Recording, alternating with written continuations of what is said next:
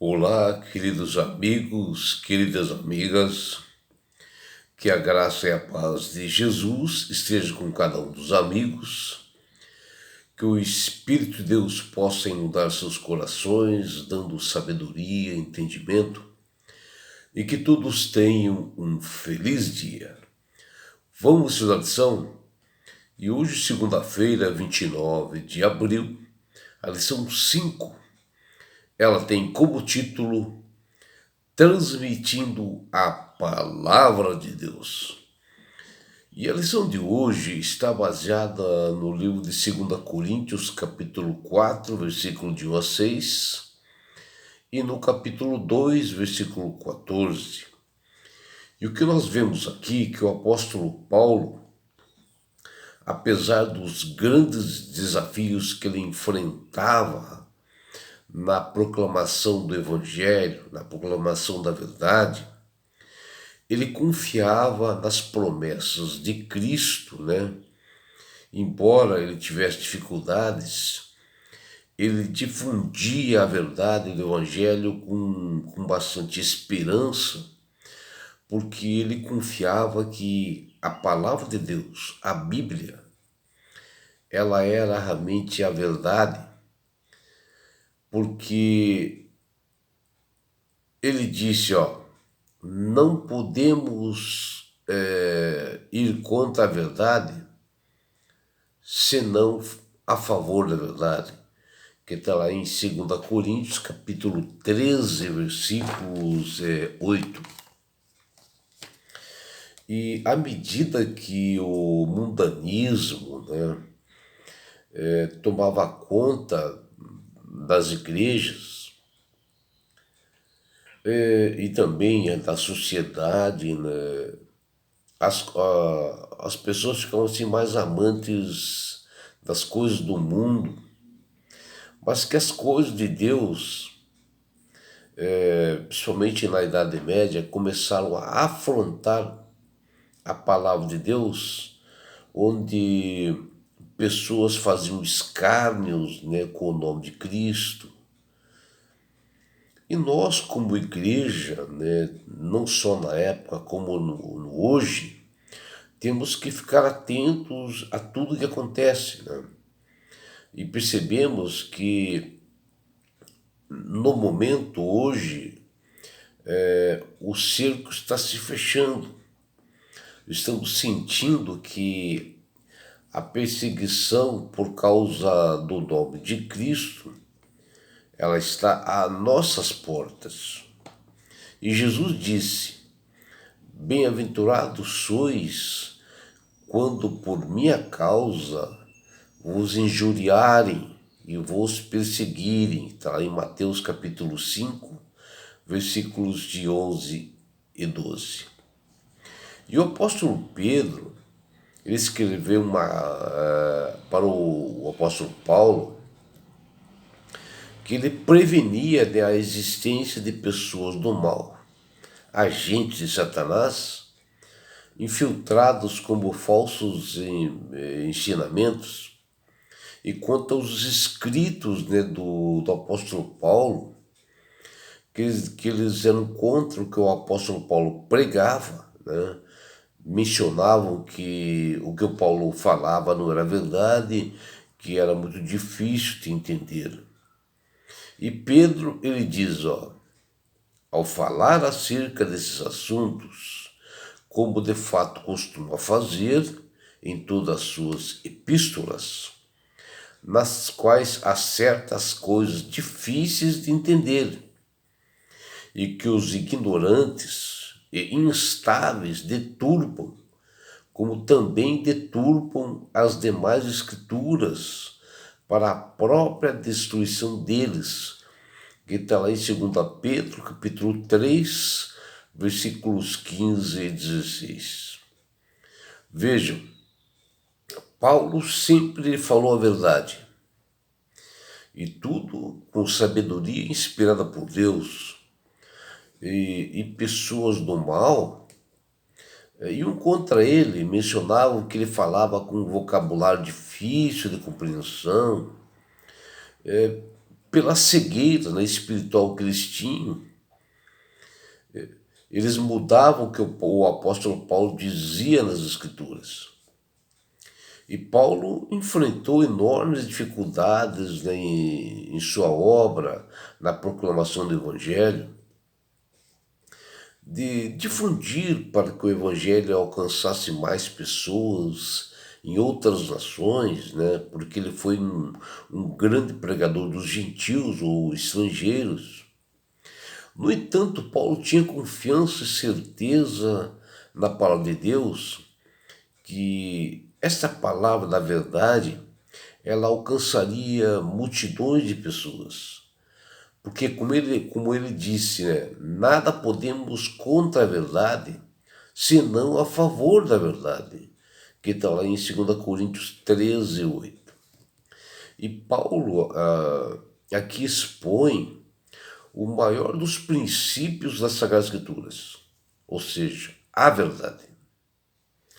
O apóstolo Paulo e os demais apóstolos derramaram lágrimas e sangue com bastante esforços assim, não medindo consequências, transmitindo sempre a verdade e a palavra de Deus em defesa de tudo isto. E assim foram, né, os reformadores que eles deram suas vidas na Idade Média, combatendo a mentira de doutrinas da Igreja Católica da época, e que hoje também nós estamos nesse meio, né, enfrentando dificuldades terríveis, né, onde nós temos dificuldades de pregar a verdade daquilo que está nas Escrituras, daquilo que fala os estatutos e mandamentos de Deus. E não tem outra forma, que a salvação é só através de Jesus. E nós temos que pregar isso. Porém, pela persistência, né, do comprometimento com Cristo, pela fé, as pessoas da Idade Média elas foram vencedores pela palavra de Deus. E todos esses homens reformadores da Idade Média, eles enfrentaram duras e longas provas, né, em favor da verdade. E foi pela fé e confiança na atuação de Deus e em suas promessas que hoje nós temos a Bíblia em nossas mãos, pelo menos por enquanto, né? Porque um pouco antes que antecede a volta de Jesus, nossas Bíblias serão tomadas. Eles não querem saber da verdade. E hoje nós temos, né, a Bíblia Sagrada na nossa própria língua, graças ao trabalho de reformadores da Idade Média. E aqueles cristãos que abriram mão de tudo, né, dos reformadores, até da própria vida, por amor à verdade, que os libertou da escravidão no passado e liberta as pessoas hoje, né?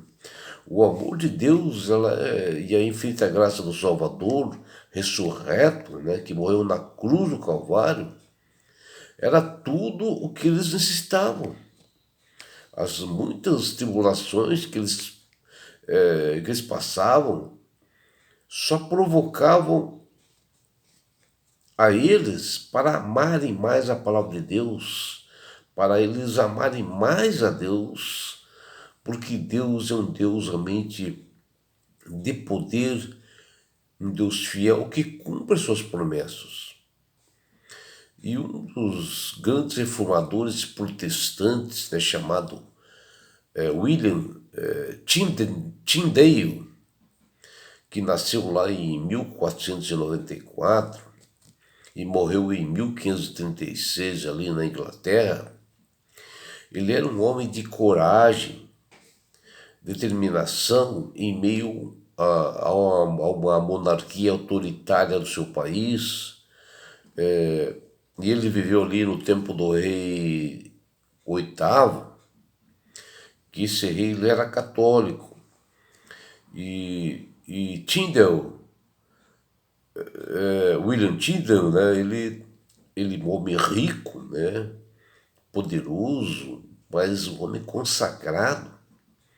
Ele traduziu a Bíblia para o inglês e também livros de ensinos de reforma de Martinho Lutero para o inglês, conforme é original. E isto irritou o rei Henrique, né, VIII, e assim Tyndale estava sob uma crítica de um poderoso rei, que, que foi impiedoso na época, né? E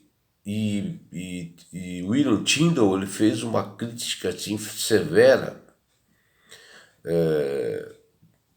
contra a Igreja Romana e, e ele tinha um amigo chamado Thomas More, né, que no início começou a ajudá-lo, né, nessa tradução.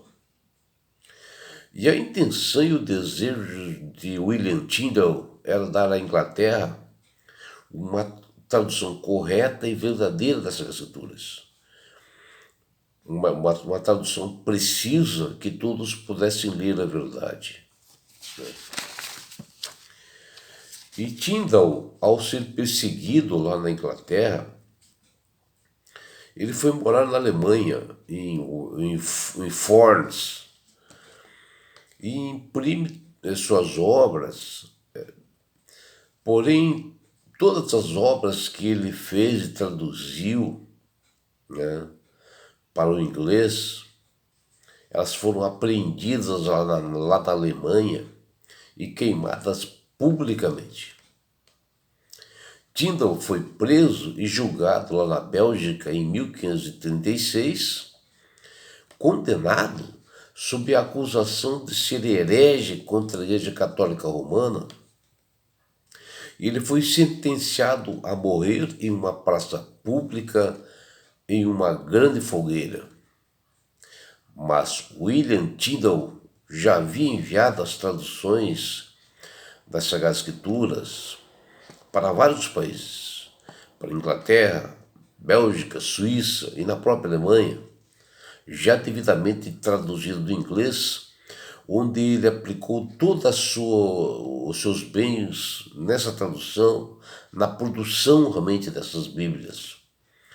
E uma tradução assim, bem clara, né, da verdade, que se tornou posterior a base, né, dessa Bíblia famosa chamada Bíblia de Genebra, que ela se baseou justamente nessa Bíblia traduzida de William Tyndale. Os carrascos assim, de Tyndale, diante de uma enorme fogueira, viram ele pronunciar as suas últimas palavras. E veja o que ele diz: Senhor, abra os olhos do rei da Inglaterra. Ele estava dizendo aqui que ele queria que o rei da Inglaterra, Henrique VIII, tomasse consciência do trabalho que ele fez das Sagradas Escrituras e que ele visse a verdade. E Deus milagrosamente respondeu à oração de William Tyndale. Ele foi estrangulado por soldados raivosos, irados, e depois eles queimaram seu corpo. Viu que como é o inimigo? Mas o trabalho de William Tyndale não foi em vão, porque 4 anos após a sua violenta morte, outras 4 traduções inglesas da Bíblia foram publicadas em 1611, que é a famosa versão da King James, que até hoje nós temos. E esta Bíblia ela foi impressa e os 54 estudiosos que fizeram essa Bíblia realizaram o trabalho se baseando grandemente na tradução de William Tyndale para o inglês.